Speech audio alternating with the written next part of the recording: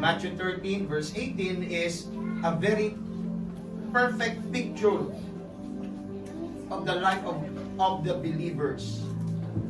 He said here, listen to what the parable of the sower means. When anyone hears the message about the kingdom and does not understand it, the evil one comes and snatch away. Why are many believers don't understand the message of the Word of God? Because maybe somehow they're thinking about, while they are looking to the pastor preaching the Word of God, they're thinking, how many likes in my picture this morning? Their minds, there is a battle in their mind.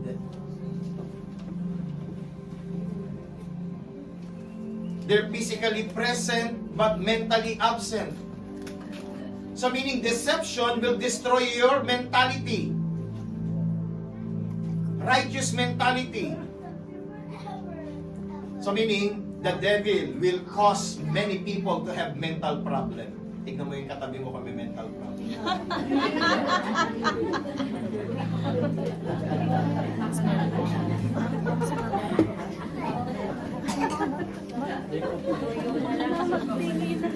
Amen?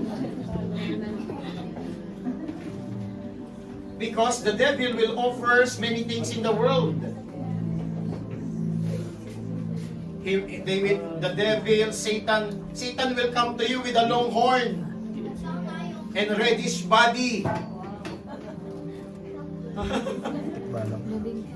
He will come to you like, like a very beautiful or handsome, perfection. That is what he always wants to be like, but he is already cursed.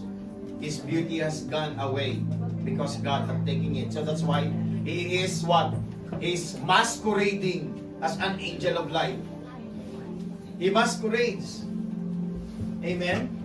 And while you're listening to the pastor, he will give you some imaginary image of the Dubai Mall, image of Jumeirah, image of Global Village. Lamir,